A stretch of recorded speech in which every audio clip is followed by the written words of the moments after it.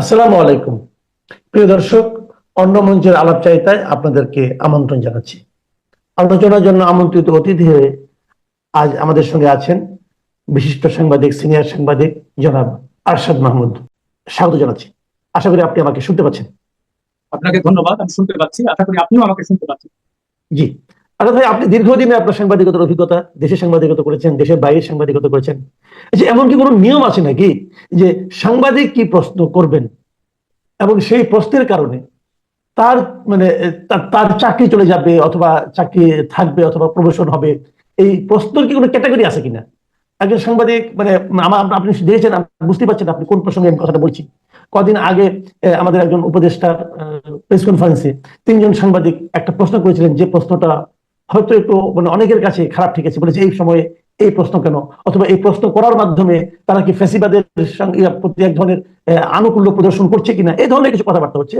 এবং আমরা দেখলাম তড়িৎ গতিতে ওই তিনটা প্রতিষ্ঠানই তাদের উপরে এক ধরনের অ্যাকশন নিল, এবং সরকারি থেকে বলা হলো যে ওনারা নাকি কিছু বলেন নাই, ওরা নাকি ওই প্রতিষ্ঠানই নিয়েছে।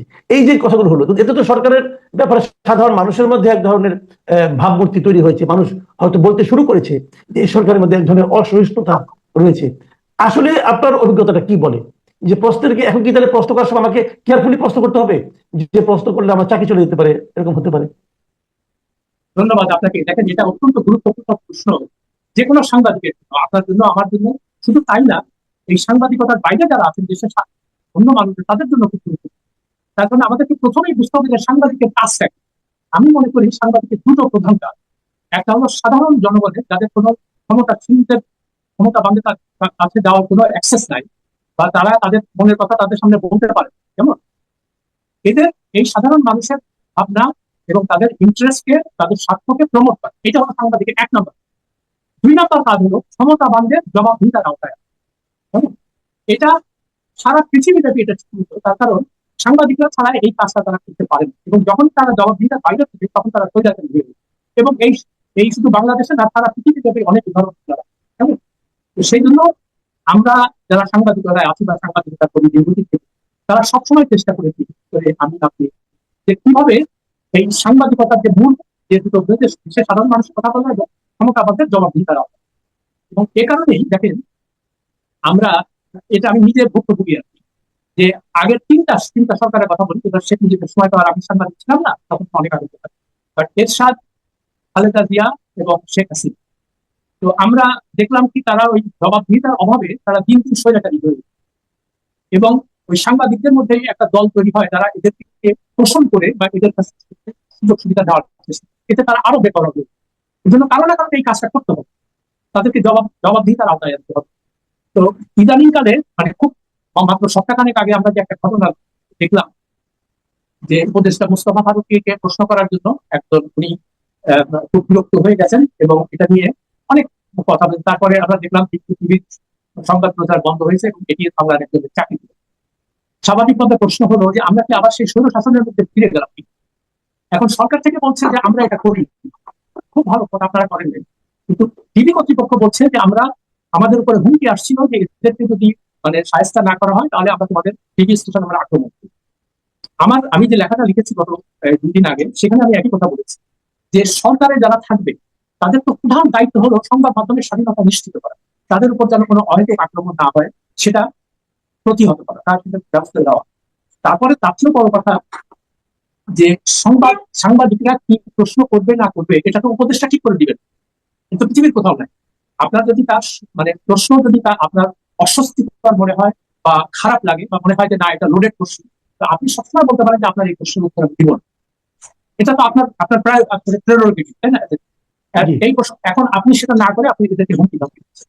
ফলে অনেকের কাছে মনে হচ্ছে যে কি ব্যাপার, এই হাসিনার আমলকে আবার ফিরে আসছে, মানে আবার এই সাংবাদিকদের ভয় দেখানো, ভয় দেখিয়ে মানে এই প্রধান উপদেষ্টার পক্ষে লেখানো বা তার পক্ষে প্রচার করা, এটাকে একটা ভয়াবহ কনসিকুয়েন্স হবে এটা। কেমন? আমরা কিন্তু আপনিও নিশ্চয়ই অনেকদিন থেকে সাংবাদিকতায় আছেন, আমিও আছি, 40 বছর থেকে এই জিনিসটাই দেখতে পাচ্ছি, যে যখনই তারা জবাবদিহিতার উঠে উঠে যায় তখন তারা বেপরোয়া হবে। কেমন? তো এখন আমি সেই জন্য লিখেছিলাম যে ডক্টর ইউনূস, আপনি অত্যন্ত ভালো মানুষ একজন, আপনার সারা বিশ্বব্যাপী নাম, আপনার খুব ভালো, আমরা খুবই গর্বিত আপনাকে। কিন্তু আপনি যখন একটা পাবলিক অফিস হোল্ড করেন, মানে আপনি যখন ক্ষমতায় আসেন, তখন তো আপনাকে জবাবদিহিতার আওতায় আমরা আনবো, এটি তো আমাদের কাজ। কেমন? এখন আমি লিখলাম যে আপনি যে কতগুলো কাজ যে করেছেন, মানে 5-6টা কাজ, যেটা তার আমার মানে কাছে আমি একটু বলি, তার মানে আপনি কি বলতে চাচ্ছেন যে ডক্টর ইউনূস সাম্প্রতিক সময়ে এমন কিছু কাজ করেছেন যা দেখে আপনি আতঙ্ক অনুভব করছেন যে তার এই আচরণগুলো হয়তো গণতান্ত্রিক না, নিয়মতান্ত্রিক নয়, অথবা কিছুটা স্বৈরাচারী আচরণ? আপনি কি এরকম কথা বলছেন? সেই হ্যাঁ, আচরণগুলি এই আপনার কথাটাই কোন কাজগুলি দেখে আপনার মনে হলো? এই কথাটাই আমি লিখেছি আমার লম্বা পোস্টে 2 বার। কেমন? জি, আমি জি, সেটা জি। উদাহরণ দিয়েছি যে কি কি কাজগুলো করছে। আগে আমরা দেখতাম কি স্বৈর শাসকরা কি করে, তাদের বিরুদ্ধে যখন বিরোধী দল থাকতে মামলা হয়, সেই মামলাগুলো ওনারা ক্ষমতায় আসার পরপরই মামলাগুলো এক্সিকিউটিভ অর্ডার সব বাতিল। কেমন? এটা আমরা দেখেছি। আচ্ছা, এটাতে কি হয়, বিচার বিভাগের উপরে মানুষের যে আস্থা থাকে সেই আস্থা থাকে না। বিচার বিভাগকে আপনি মানে কাজ করতে দিচ্ছেন। আরেকটা যেটা আমরা সবসময় বলি, আইনের শাসন প্রতিষ্ঠা করবো, আইনের শাসন। তো আপনি যদি আইনের শাসন প্রতিষ্ঠার বিপরীতে আপনি যদি আইনকে পদে পদে বাধাগ্রস্ত করেন, তো সেখানে তো স্বৈর শাসকের মানে স্বৈরাচারের উদ্ভব হবে, এটা তো আমরা দেখে আসছি, তাই না? তো সেই জন্য আমরা আশা করেছিলাম যে ডক্টর ইউনূস এই কথা আনবেন। কিন্তু কি দেখতে পেলাম, এক এক করে বলি আপনাকে। উনি প্রথমেই এসে তার বিরুদ্ধে একটা কর ফাঁকির মামলা ছিল 666 কোটি টাকা। সেটা উনি নির্বাহী আদেশে বাতিল করলেন, 1 নম্বর। 2 ওটা কি নম্বর, নির্বাহী ওটা কি নির্বাহী আদেশে বাতিল হয়েছে? হ্যাঁ, নির্বাহী আদেশে বাতিল করেছে, তার কারণ জি। কোর্টের মাধ্যমে এটা হয়নি, নিষ্পত্তি হয়। আচ্ছা। আচ্ছা, 2 নম্বর যেটা করলেন আপনি, আপনার বিরুদ্ধে 1500 কোটি টাকা কর ফাঁকির মামলা হয়েছে। কেমন? সেই মামলা আপনি নির্বাহী আদেশে বাতিল করলেন। এখন অনেকে বলছে যে তার বিরুদ্ধে তো শেখ হাসিনা প্রতিহিংসামূলক ভাবে এই করবে। হ্যাঁ, আমরা তো সবাই সেটা জানি। কিন্তু ইউনূস সাহেবের যে কাজটা করা উচিত ছিল, উনি বলতে পারতেন যে না, ঠিক আছে, মামলা যখন হয়েছে তখন আমি এটার উপরে কোনো হস্তক্ষেপ করবো না, আমার সরকার এটাতে কোনো হস্তক্ষেপ করবে না। এটা যেহেতু আমরা বিচার বিভাগের স্বাধীনতায় বিশ্বাস করি, আইনের শাসন প্রতিষ্ঠায় বিশ্বাস করি, এই জন্য কোর্টের মাধ্যমে এটা ডিসাইড হবে যে আমি দোষী কি ব্যক্তি। সেই সেই সুযোগটা আপনি দিলেন না। আপনি শেখ হাসিনার মতো বা খালেদাদের মতো, এরশাদের মতো আপনি তাদের সমস্ত দুর্নীতির মামলা। আচ্ছা, 2 নম্বর, 3 নম্বর, আপনি গ্রামীণ বিশ্ববিদ্যালয় নির্বাহী আদেশের মধ্যে পারমিশন, এটার কেন প্রয়োজন ছিল না? 4 নম্বর, আপনি ম্যান পাওয়ারের লাইসেন্স নিচ্ছেন গ্রামীণ ম্যান পাওয়ারের লাইসেন্স। এগুলো কি আপনার কাজ? এগুলো কি আপনার ম্যান্ডেটের মধ্যে ছিল আপনি যখন ক্ষমতায় আসার আগে? তো আমরা কি চেয়েছিলাম যে আপনি খুব একটা নির্দিষ্ট ভেরি স্পেসিফিক ম্যান্ডেট নিয়ে আসছিলেন, যে আমরা দেশের যে কালপাটাল অবস্থা এটাকে ঠিক করবো, ফিনান্সিয়াল সেক্টরকে ঠিক করবো, এবং কোন রকম দুর্নীতি এবং অন্যায়কে আমরা আশ্রয় দিব না।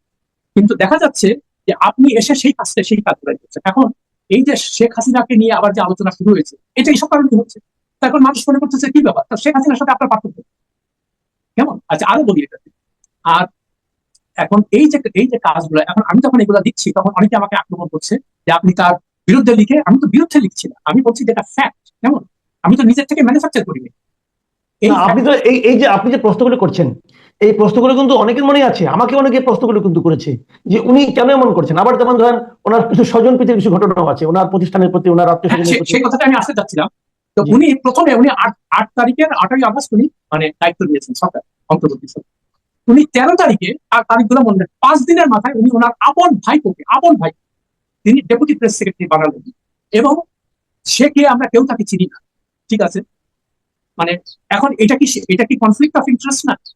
তাহলে শেখ হাসিনা যে তার আত্মীয় স্বজনকে চাকরি দিত, বা এরশাদ তার আত্মীয় স্বজনকে চাকরি দিত সব নির্বাহী আদেশের মাধ্যমে, বা খালেদা জিয়া তার ভাই বোনদেরকে এই সমস্ত নির্বাহী আদেশ, তাহলে এটা তো সিরিয়াস কনফ্লিক্ট অফ ইন্টারেস্ট। তাহলে তারা যে কাজটা করছে, সেই কাজটা আপনি জনমনে এই প্রশ্নের যে প্রশ্ন যাচ্ছে, এটা সুযোগটা আপনি করে দিচ্ছেন। আর তার চেয়েও বড় কথা, আপনি যদি আইনের শাসনে বিশ্বাস করেন, আপনি যদি সততায় বিশ্বাস করেন, আপনি যদি নিয়ম কানুনের মধ্যে কাজ করেন, এটা করতে হবে এটা বিশ্বাস করেন, তাহলে আপনি এগুলা কেন করবেন? তো সেই প্রশ্নকে আমাদের তো কাজই এই প্রশ্নটা। অ্যাজ এ জার্নালিস্ট এটা তো আমার ডিউটি। কেমন? এখন অন্যরা কি বললো না বললো, এখন আমি বা মাসুদ কামাল এটার জন্য আমরা চুপ করে থাকবো? আমাদের তো কাজ আছে। সেই কাজটাকে আমরা সততার সাথে করতে চাই। এবং আমি, হ্যাঁ, তাদেরকে বলতে পারেন যে আপনি কি সব জানতা হয়ে গেছে, আমি তো সব জানতা না। এই জন্য আমি প্রশ্নগুলো রাখছি। এবং দেখেন, এইটার থেকে এই যে এত কথা বলে প্রেস উইং, কিন্তু এটা নিয়ে একটা আলোচনা, এটা নিয়ে কোনো তাদের বক্তব্য। আরেকটা তার চেয়েও গুরুতর ব্যাপার, আমি প্রথম বলেছিলাম যে দেখেন, এই দেশে ক্ষমতাধরদের সততা অত্যন্ত মূল্যবান। কেমন? তারা যেন কোন রকম মানে প্রশ্নের না হয়। আপনি 8 তারিখে ক্ষমতায় নিয়ে যে আপনি 13 তারিখে জাতির উদ্দেশ্যে প্রথম ভাষণ দিলেন, এবং সেখানে আপনি বললেন যে এই মানে জবাবদিহিতার সাথে আমরা আমাদের সম্পত্তি জনসমক্ষে প্রকাশ করবো, আমাদের সম্পদ বিবরণী। কেমন? এবং বললেন যে এটা আমরা করবো। কিন্তু আজ পর্যন্ত, আজকে প্রায় 9 মাস হতে চলবে, এটা নিয়ে কোনো রকম কোনো এটাতে হতো কি, আরো তিনি সাথে সাথে বলেন যে সরকারি কর্মকর্তা কর্মচারীরা এটা দিয়ে দিন। তারপরে বিভিন্ন ডেডলাইন দিচ্ছেন, আপনি অমুক তারিখে কিন্তু আমরা তো জানতে পারলাম না যে কেউ আসলে দিয়েছে। আর দেশে যদি দুর্নীতি কমাইতে হয়, তো সরকারকে সবচেয়ে আগে এই উদ্যোগটা নিতে হবে, তাদের নিজের নিজের তারা যে নিজের ট্রান্সপারেন্ট এবং পরিচ্ছন্ন, তারা সৎ, এটা মানুষের কাছে প্রমাণ করবে। তো সেটা তো আপনি করছেন না। এবং এটা নিয়েও প্রেসিডেন্টের কোনো বক্তব্য নেই। যে উনি যে এখানে একটা কথা, আসাদ ভাই, এখানে একটা কথা, আমরা দেখলাম যে আরেকজন সাবেক উপদেষ্টা মিস্টার নাহিদ ইসলাম, উনি যখন ক্ষমতা ছাড়লেন তখন উনি ওনার সম্পদের হিসাব দিয়েছেন। আবার আরেকজন উপদেষ্টা আসিফ মাহমুদ সজীব ভুইয়া, উনিও বলেছেন উনি যখন দায়িত্ব ছেড়ে চলে যাবেন তখন নাকি উনি তার সম্পদের হিসাব দিবেন। তো এই দুইটাকে কি আপনি কোনো ধরনের অগ্রগতি মনে করেন নাকি? আচ্ছা, আমি মনে করি একটা ভালো উদ্যোগ, কেমন এটা ভালো উদ্যোগ, কিন্তু প্রশ্ন থেকে যায় কে কে দিয়েছে। আপনাকে বলি যে তাদের দিয়েছে ফজল কবির খান, উপদেষ্টা, কেমন, যদিও তিনি জনসমক্ষে প্রকাশ করেননি, কিন্তু তার ভেরিফাইড ফেসবুক পেজে তিনি উল্লেখ করেছেন যে এই আমার সমস্ত সম্পদ যদি আমি সম্পূর্ণ দাখি করছি ফর রিটার্নের জমা দেওয়ার সময়, এবং আমি যখন ক্ষমতা থেকে যাব তখন আমি জনগণকে জানাবো যে আমার সম্পদ সম্পদ বাড়লো কি কম। এটা একটা খুব ভালো উদ্যোগ। তা আমি কিছুদিন আগে লিখেছিলাম আরেকজন একটা ভালো কাজ করেছে, যে দুর্নীতি দমন কমিশনের যে প্রধান আব্দুল মোমেন, কেমন, সেও আসার সাথে সংবাদ সম্মেলন করে এক সপ্তাহের মাধ্যমে সে জনগণকে জানাইছে যে তার কি সম্পত্তি আছে এবং এটা সে দেওয়ার সময় করবে। নাহিদ ইসলাম দিয়েছে, আর তার প্রেস সেক্রেটারি শফিকুল আলম সেও প্রকাশ করেছে তার কি সম্পত্তি, কেমন। তো আমার কথা, আমি একটা লেখা লিখেছিলাম যে এরা যখন দিচ্ছে তখন ডক্টর ইউনূস আপনি দিচ্ছেন না কেন, আপনি এটা ঢুকাচ্ছেন কেন? এই প্রশ্নটা মানুষ আমার তো বারবার তৈরি করছে, আপনার ঢুকানো কি আছে? উনি হয়তো মনে করেছেন যে উনি এত বড় ব্যক্তিত্ব যে উনাকে নিয়ে কেউ কোনো সন্দেহ করেন না, কিন্তু আপনি যে সন্দেহ করবেন এটা উনি ভাবেননি। না, আমার প্রশ্ন তো সে জায়গায় যে আপনি যখন মানে সরকারের বাইরে ছিলেন তখন তো আমরা এটা নিয়ে কথা বলি, তাই না? কিন্তু আপনি যখন পাবলিক অফিস অফ প্রফিট যখন আপনি হোল্ড করেন, তখন তো এটা আপনার নৈতিক দায়িত্ব, এটা মানুষকে জানানো যে আমার কি আছে। তো যাই হোক, যে কথাটা বলার জন্য এটা বলছিলাম যে আমাদের সাংবাদিকদের কাজ হলো প্রশ্ন। এই প্রশ্ন আমরা করতেই থাকি, এবং এটা আমাদের কোনো ব্যক্তিগত লাভ লোকসান নেই। আমরা যেহেতু আমরা জনগণের কথা চিন্তা করি, জনগণের স্বার্থের কথা চিন্তা করি, দেশের সৎ শাসন, আইনের শাসন প্রতিষ্ঠা হোক, এটা আমরা চাই, কেমন। এ কারণেই আমরা এই প্রশ্নগুলো করি। এবং ডক্টর ইউনূস আমার কষ্ট লাগে কি জানেন, যে আমি প্রথম যখন উনি আমি তিনটা প্রশ্ন দেখতে পাই যে কেন উনি ওনার মতো লোক আমাদের সৌভাগ্য দেশের দায়িত্ব নিয়েছেন, এবং উনি দরকারের 5 বছর যেখানে এই সমস্ত মেস যেটা আছে ক্রিয়েট করছে, অনাচার, অত্যাচার, অবিচার, এগুলো কিন্তু দেখেন এই যে তার যে এই যে কাজগুলা দিবাইয়া সে একটা পর একটা ওই হাসিনা খালেদার সাথে কাজ করলেন, স্বাভাবিকভাবে মানুষের মধ্যে প্রশ্ন দেখা দিচ্ছে যে কি ব্যাপার, আপনি তো এই সব কাজের জন্য আসেন নাই, এটা তো আপনার ম্যান্ডেট ছিল। আর আপনি 2 দিন পর পর বিদেশ চলে যাচ্ছেন, 2 দিন পর পর আপনি বিদেশ চলে যাচ্ছেন। আর কোথায় কোথায় যাচ্ছে দেখেন, মানে যেটা একমাত্র বাইলেটারাল বিদেশ পর্যন্ত যেটা হয়েছে সেটা হলো চায়নার সাথে, ঠিক আছে, আমরা সেটা বলি। আর আপনি যে এতগুলো লোকজন নিয়ে যাচ্ছেন বারবার, কেমন, এটা তো সরকারের ট্যাক্স পেয়ারের টাকা, এটাতে একটা জবাবদিহিতা থাকে, কেমন। আপনি প্রকাশ করছেন, আমি বারবার করে লিখছি একটা কথা যে আপনারা আপনি কত লোক নিয়ে গেছেন এবং এটার পিছনে কত টাকা খরচ হয়েছে আপনি জনসংখ্যাকে জানান, সেটা আপনি বলছেন, কেমন। স্বাভাবিকভাবে মনে হচ্ছে যে কি ব্যাপার, আগের সরকার প্রধানদের মধ্যে একই ব্যাপার। তারপরে আপনি বিদেশে চলে যাচ্ছেন। আর একটা অদ্ভুত ব্যাপার লক্ষ্য করেন, তিনি গেলেন কাতার, কেমন।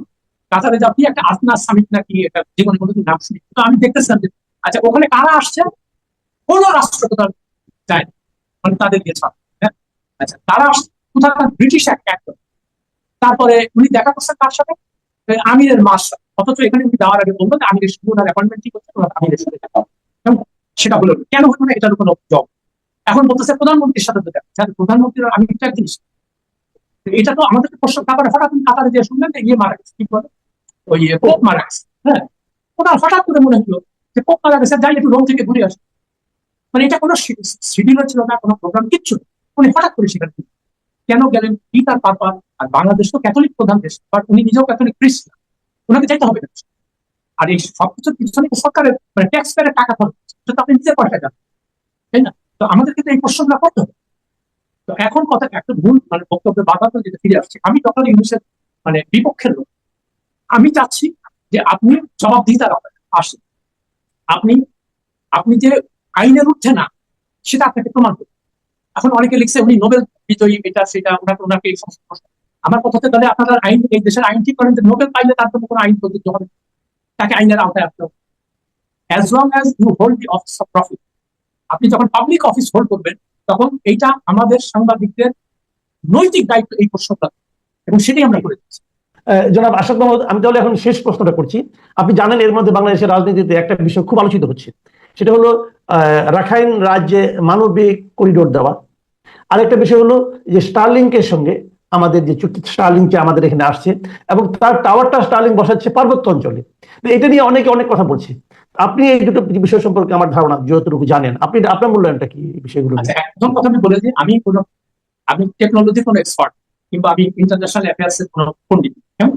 কিন্তু সাধারণভাবে যে সাংবাদিক হিসেবে আমার মনে যে প্রশ্নগুলো আসছে সেটাই আমি আপনার সাথে share করি। প্রথম কথা হলো, স্টারলিংক আমরা জানি যে আমেরিকার ইলন মাস্কের প্রতিষ্ঠান, এবং খুব জোরে সোরে বলা হচ্ছে যে এখানে ইন্টারনেট যেন কেউ বন্ধ না করতে পারে সেটা ব্যবস্থা। তো আমি এটা নিয়ে একটু গবেষণা করলাম স্টারলিংক সম্পর্কে। একটা জিনিস দেখতে পেলাম যে এটার কস্ট অনেক বেশি, কেমন? তো এখন গ্রামের মানুষের অনেকে ব্রডব্যান্ডের সুবিধা নাই, তারা হয়তো লাভবান হবে, কিন্তু গ্রামের কয়টা মানুষের সামর্থ্য আছে এটাকে ইয়ে করা? আর দ্বিতীয় প্রশ্ন, যেটা সবচেয়ে বড় প্রশ্ন, এটা আপনি কার সঙ্গে আলোচনা করছেন? এটা তো ওপেন টেন্ডারের মাধ্যমে হওয়া উচিত, তাই না? আচ্ছা, এবং এখানে লোকাল লোকাল যে পার্টনারটা, তার নাম কি? তা তো আমরা এখন পর্যন্ত জানি নাই, কেমন? তো এই তো আপনার নৈতিক দায়িত্ব হচ্ছে এগুলো পরিষ্কার করা, এবং এই ধরনের মেজর ডিসিশন নেওয়ার আগে একটা খোলামেলা আলোচনা হওয়া দরকার। আপনি তো এক্সিকিউটিভ অর্ডারে এগুলো করতে পারেন না, এবং এটা আপনার ম্যান্ডেটের মধ্যে। আর 2 নম্বর, মানবিক করিডোর যেটা হঠাৎ করে শুনলাম পররাষ্ট্র উপদেষ্টা তৌহিদ হোসেন বলছে যে আমরা নীতিগত সিদ্ধান্ত নিয়েছে যে জাতিসংঘকে আমরা এই করিডোরটা দিব না। প্রথম কথা হলো যে আলোচনা নাই, হঠাৎ মানে কোনো কিছু হঠাৎ করে আপনি এই সিদ্ধান্ত কেন কেন নিলেন? এটা তো আপনার ম্যান্ডেটের মধ্যে, এবং এটার সঙ্গে একটা অনেক বড় ধরনের মানে মানে অনেক কিছু জড়িত, কেমন? জাতিসংঘ এখানে চাচ্ছে এটা, জাতিসংঘ মানে এটা। জাতিসংঘ হলো মোটামুটি মানে ওই যে 5টা যে সিকিউরিটি কাউন্সিলের ভেটো পাওয়ারধারী, তাদের মানে তারা তাদের স্বার্থ রক্ষা করাই হলো এদের দায়িত্ব। এরা হলো international civil servant. Civil servant যে চরিত্র হয় সারা পৃথিবীতে এদেরও তাই, সুবিধা হোক, বুঝছেন? সুবিধা সুবিধা নেবে, ভালো বেতন ভাতা খাবে, বিভিন্ন জায়গায় ঘুরবে। আর জাতিসংঘের কি ক্ষমতা আছে আপনি জাতিসংঘের কথা কেউ শুনে? এই যে গাজায় যে করিডোর দিতে পারছে না, আর ওই উল্টা ইসরায়েল সেটাকে মানে ওদের জাতিসংঘের যে আনরা বলে আর কি, সেটাকে তার কার্যকলাপ বন্ধ করছে। হ্যাঁ, তো আপনি জাতিসংঘ ওইসব যেখানে একটা ভয়াবহ মানবিক পরিস্থিতি মানে গণহত্যা চলছে, সেখানে আপনি কিছু করতে পারবেন? এখানে এসে আপনি রোহিঙ্গাদের জায়গা দাও, রোহিঙ্গাদের জায়গা, আরে বাবা রোহিঙ্গাদের জায়গা দাও, সেটা কি সরি আরাকান ওদের করিডোর দাও, এটা এটা নির্বাহী আদেশে এই সমস্ত এইসব গুলার সিদ্ধান্ত আপনি কেন নেন? এটা তো একটা জাতীয় পর্যায়ে আলোচনা হতে হবে, এটার মধ্যে অনেক রকমের প্রোজ এন্ড কনস আছে, সেগুলো ডিসকাশন দিতে হবে। অ্যাজ আই সেড, প্রথমেই যেটা বললাম, আমি তো কোনো এক্সপার্ট, কিন্তু আমার মনে এই প্রশ্নগুলো আসছে, এবং আমি জি মনে করি এই প্রশ্নগুলো সবার আমাদের করা উচিত। এবং ডক্টর জি ইউনূসকে কথা মনে রাখতে হবে যে আপনি আইনের ঊর্ধ্বে না। জি জি অনেক ধন্যবাদ, অনেক ধন্যবাদ জনাব আসাদ মাহমুদ। প্রিয় দর্শক, আপনারা শুনলেন জনাব আসাদ মাহমুদ বরাবরের মতোই এবারও একটা গুরুত্বপূর্ণ প্রশ্ন কিন্তু তুলে ধরেছেন। সেটা হলো, কেউই আইনের ঊর্ধ্বে নয়। উনি ডক্টর ইউনূসই হন, অথবা শেখ হাসিনাই হন, অথবা যিনিই হন না কেন, আপনি আমি কেউই, আমরা যা কিছুই করবো তার জন্য আমাদেরকে দেশের প্রচলিত আইনেই জবাবদিহিতার মুখে আসতে হবে। নিজের থেকে আসতে বলে ভালো, না হলে হয়তো পরিবেশ পরিস্থিতি এক সময় তাকে সে আইনের মুখোমুখি করিয়ে দিবে। প্রিয় দর্শক, এখন এই পর্যন্তই। আপনারা ভালো থাকবেন, পরবর্তী সময়ে আবার কথা হবে। আল্লাহ হাফিজ।